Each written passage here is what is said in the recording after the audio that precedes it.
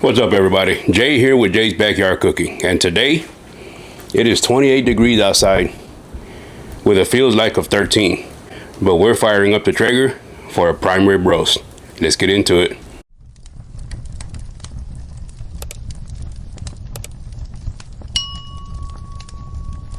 That's right, folks, you heard that correct. 28 degrees here in the Houston area with a feels like of 13 degrees.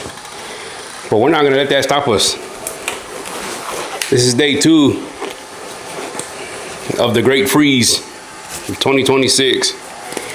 And we have ourselves a baby ribeye roast. This weighs approximately 3 pounds, 2.97 pounds. We're gonna throw it on the Traeger. I debated on whether putting it on the barrel or on the Traeger, but I don't have time to set up the barrel.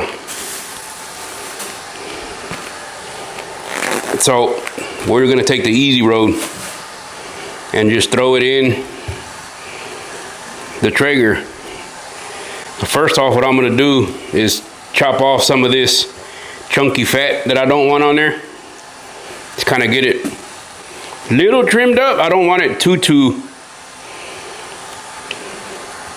I don't want to take off too much. Just anything that's chunky and hard, we'll go ahead and get off of there. Just kind of a thin layer of this fat cap right here. We'll take this off. Stay still, cutting board. Just a little bit there. Nope, scalped it. Not the end of the world. Not in the competition. Just looking to make good food for me and my wife while we continue to be in prison in our own home due to Mother Nature. So again, not very much trimming involved in here on this one. So the bone is also very little, but I'm gonna feel right here along the bone. I'm gonna separate that meat from the bone, probably about right there. You can see where the bone curves out right there. So I'm just gonna slice down right up against those rib bones. We turn it around this way and do the same thing this way.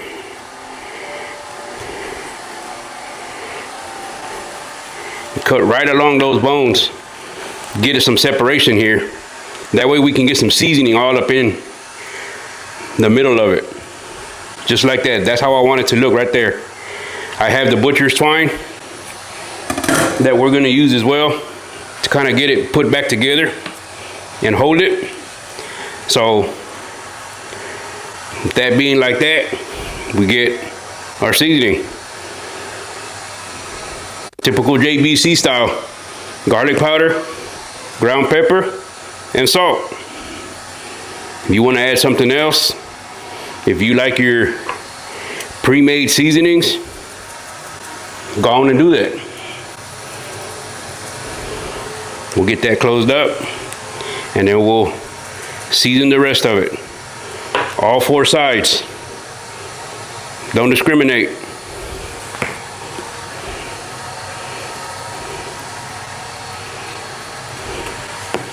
Flip that over this way. It's a big chunk of meat. It's going to be hard to over season. My rule of thumb is once you think you have enough, add just a couple of more dashes to it.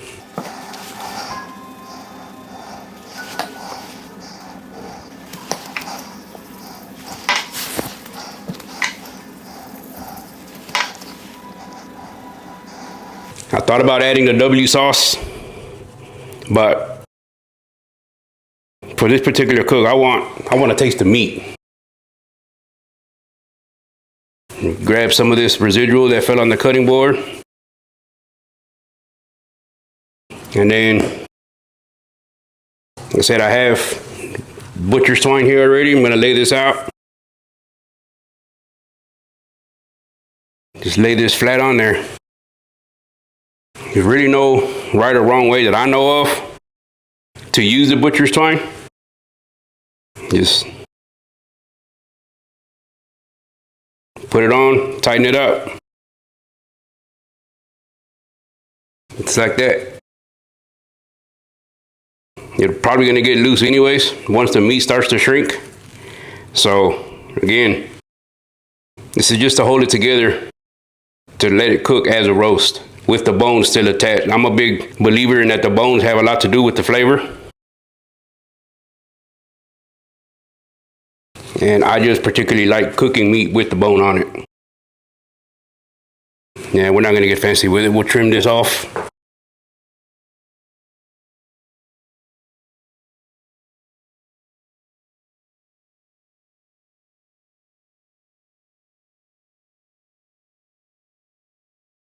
Makes for quick work.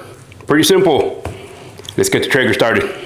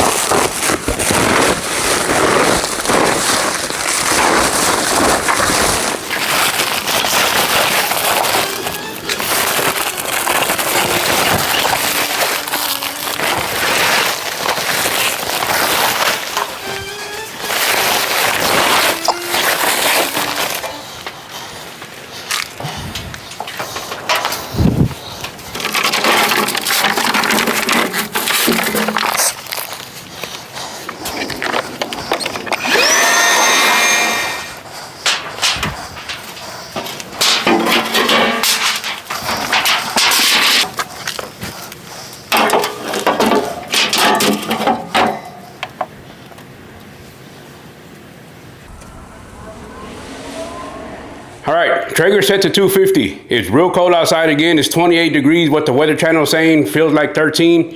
I'm real interested to see how the Traeger works in this type of environment. So the only other thing that I'm gonna do, I'm gonna use my Temp Spike XR. Just gonna stab it in one of the fatty sides of the roast before I put it in. That way I can monitor it without having to go outside so much in this cold weather. I have no idea how long it's gonna take. What I'm gonna be looking for is the internal temp of around 130, 135 before I pull it out. And then we'll let it rest till it reaches about 140. And then that's pretty much what we like to eat it, right at a medium rare. I've also had some diced sweet potatoes marinating in some olive oil and salt that I'm gonna end up throwing into one of my famous aluminum pans. These I'm gonna cover because I don't want them to get the smoky flavor. So if I cover them, put them in there, they should tenderize enough to where we can eat them the way we like to eat them.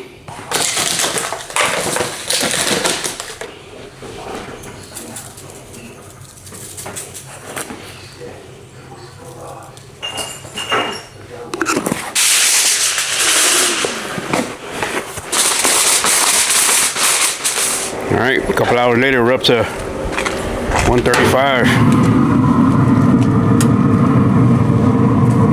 There it is. Pretty good color. We're gonna get that off, get it wrapped, put it inside the oven, let it rest until dinner time.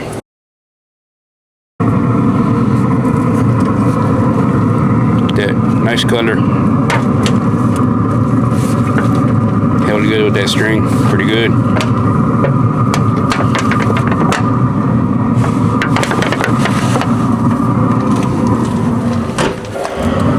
Shut it down. Check these potatoes. Oh yeah. Beautiful.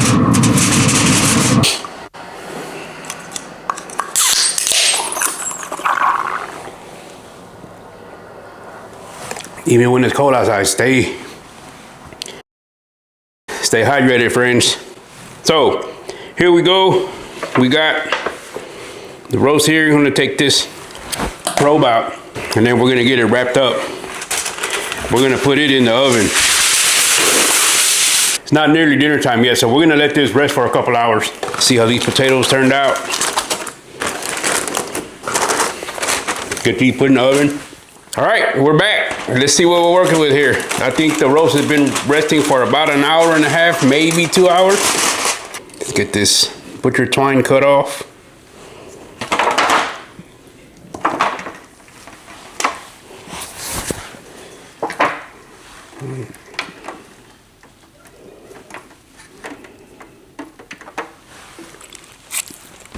Just gonna find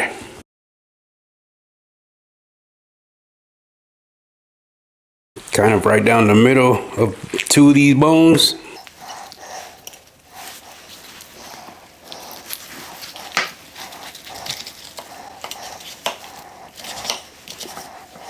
Cooked perfect. You can see some good juices coming out of there.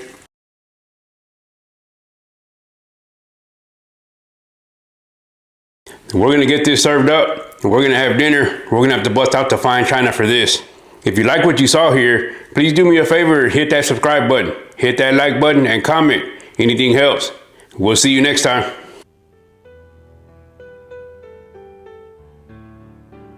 You know, folks, they say when the roads are frozen, the power's flickering, and the great freeze of 2026 has this area locked down like a bad reality show twist, you're supposed to panic.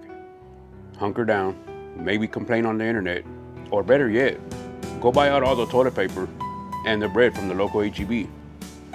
But not around here, because while the street turned into an ice skating rink and common sense said, stay inside and do nothing, the Traeger said, fire me up. And let me tell you, when the world is below freezing, a perfectly smoked ribeye roast becomes less of a meal and more of a public service. The roast was tender, it was flavorful. It had no business being that good during a weather event that felt like Mother Nature was personally mad at us. And those sweet potatoes? Loyal, dependable, the kind of side dish that just shows up when everyone else cancels. So while the roads were frozen solid and we were stuck inside for days, that ribeye kept us warm, full, and just a little smug. Because comfort food isn't just about eating.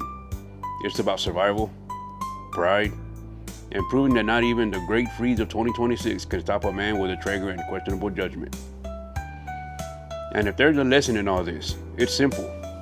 When life gets cold, the answer isn't panic. It's smoke, seasoning, and letting the roast do the talking. Because remember, grills don't hibernate. Even the common sense probably should. So until next time, keep the grills hot and the seasoning simple.